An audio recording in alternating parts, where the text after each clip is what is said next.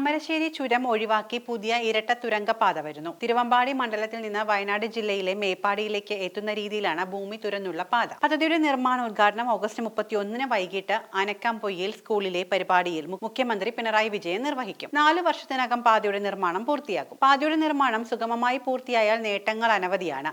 എന്നാൽ പരിസ്ഥിതി ദുർബല മേഖലയായ പശ്ചിമഘട്ട കുന്നുകൾക്കും മരങ്ങൾക്കും ഇടയിലൂടെയാണ് പാത എന്നത് ആശങ്കയും ഇരട്ടിയാക്കുന്നുണ്ട്. വയനാട്ടിൽ ഉരുൾപൊട്ടലുണ്ടായ മുണ്ടക്കൈക്ക് 10 കിലോമീറ്റർ മാത്രം അകലെയാണ് കോഴിക്കോട് നിന്നും പാത കയറി ചെല്ലുന്ന ഇടം. 2134 കോടി രൂപയാണ് പദ്ധതിയുടെ ചിലവ്. പൊതുമരാമത്ത് വകുപ്പ്, കിഫ്ബി, കൊങ്കൺ റെയിൽവേ എന്നിവയുടെ സഹകരണത്തോടെയാണ് പാതയുടെ നിർമ്മാണം നടക്കുക. ഭോപ്പാൽ ആസ്ഥാനമായുള്ള ദിലീപ് ബിൽഡ്കോൺ ആണ് കരാർ ഏറ്റെടുത്തിരിക്കുന്നത്. ടെൻഡർ നടപടികൾ പൂർത്തിയായതിനാൽ നിർമ്മാണ ഉദ്ഘാടന പദ്ധതി നടത്തിപ്പിലേക്ക് കടക്കും. 1341 കോടി രൂപയ്ക്ക് ദിലീപ് ബിൽഡ്കോൺ തുരങ്കത്തിന്റെ നിർമ്മാണവും 160 കോടി രൂപയ്ക്ക് റോയൽ ഇൻഫ്രാസ്ട്രക്ചർ കമ്പനി അപ്രോച്ച് റോഡിന്റെ നിർമ്മാണവുമാണ് ഏറ്റെടുക്കുക. ടെൻഡറിൽ 2 പദ്ധതികൾക്കും കുറഞ്ഞ തുക കോട്ട് ചെയ്തത് ഈ 2 കമ്പനികളാണ് എങ്കിലും ഇവരുമായി കൊങ്കൺ റെയിൽവേ കരാർ ഒപ്പിട്ടിരുന്നില്ല. പ്രദേശത്തെ പ്രതികൂല സാഹചര്യങ്ങൾ മാറിയ ശേഷമേ കരാറുകൾ ഒപ്പിട്ട് നിർമ്മാണ പ്രവർത്തനങ്ങൾ ആരംഭിക്കുമെന്നാണ് കൊങ്കൺ റെയിൽവേ പറഞ്ഞിരുന്നത്. രാജസ്ഥാനിലെ കോട്ട തുരങ്കപാത, ഋഷികേശ് ബ്രോഡ്ഗേജ് പാത, ദേശീയപാതയിലെ ചുരാഹത് ബൈപ്പാസ് തുരങ്കം, ബിലാസ്പൂർ ബേരി തുരങ്കം തുടങ്ങി വിവിധ പദ്ധതികൾ ഏറ്റെടുത്തിട്ടുള്ള കമ്പനിയാണ്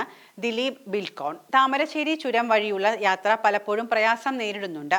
നിർമ്മാണം പൂർത്തിയായാൽ ഇന്ത്യയിലെ ഏറ്റവും നീളമുള്ള 3ാമത്തെ തുരങ്കപാതയാകും ഇത്. തിരുവമ്പാടി പഞ്ചായത്തിലെ ആനക്കാംപൊയിൽ സ്വർഗക്കുന്ന് മുതൽ തുടങ്ങുന്ന പാത വയനാട് ജില്ലയിലെ മേപ്പാടി പഞ്ചായത്തിലേക്കുള്ള കള്ളാടിയിലാണ് എത്തിച്ചേരുക. 8.11 കിലോമീറ്ററാണ് തുരങ്കം. 1 മീറ്റർ വീതിയിൽ ഇരുവശത്തും നടപ്പാത, 8 മീറ്റർ വീതിയിൽ റോഡ്, ഇരട്ട തുരങ്കങ്ങൾ ബന്ധിപ്പിക്കുന്ന ഇടറോഡും ഇതോടൊപ്പം ഉണ്ടാകും. ആനക്കാംപൊയിൽ നിന്നും മേപ്പാടിയിലേക്ക് നിലവിൽ 42 കിലോമീറ്ററാണ് ഉള്ളത്. തുരങ്കപാത വരുന്നതോടെ ഇത് 20 കിലോമീറ്ററായി ചുരുങ്ങും. താമരശ്ശേരി ചുരം കയറാതെ കോഴിക്കോട് നിന്നും വയനാടെത്താം. കൊച്ചി ബംഗളൂരു ദൂരം കുറയുകയും ചെയ്യും. സാമ്പത്തിക നേട്ടം, ടൂറിസം, ചരക്കുകടത്ത് എളുപ്പമാക്കൽ തുടങ്ങിയ നേട്ടങ്ങളും സർക്കാർ മുൻകൂട്ടി കാണുന്നുണ്ട്. കേന്ദ്ര പരിസ്ഥിതി മന്ത്രാലയത്തിന്റെ അനുമതി ലഭിച്ചിട്ടുമുണ്ട്. ഇനി നിർമ്മാണം തുടങ്ങാൻ മറ്റു തടസ്സങ്ങളില്ല എങ്കിലും ജനങ്ങളുടെ ആശങ്ക ഇതുവരെ നീങ്ങിയിട്ടില്ല. അതീവ പരിസ്ഥിതി ദുർബല പ്രദേശങ്ങളിലെ നിർമ്മാണങ്ങൾ ഒഴിവാക്കണമെന്നാണ് മാധവ് ഗാഡ്ഗിൽ നിർദ്ദേശിക്കുന്നത്. ഏറ്റവും കൂടുതൽ മണ്ണിടിച്ചിലുണ്ടാകുന്ന പ്രദേശങ്ങളിലൂടെയാണ് തുരങ്കപാത വരുന്നത് എന്നതും ആശങ്ക ബാക്കിയാക്കുന്നു. മല തുരക്കാൻ പുതിയ സാങ്കേതികവിദ്യ ഉപയോഗിക്കണം. പരിസ്ഥിതി നാശം ഒഴിവാക്കണം. ആദിവാസി വന്യജീവി പ്രശ്നങ്ങൾ പരിഹരിക്കണം. മണ്ണിടിച്ചിൽ സാധ്യതയുള്ള സ്ഥലങ്ങളിൽ സൂക്ഷ്മ സ്കെയിൽ മാപ്പിംഗ് വേണം. ടണലിന്റെ ഇരുഭാഗത്തും കാലാവസ്ഥാ നിരീക്ഷണ സ്റ്റേഷനുകൾ സ്ഥാപിക്കണം.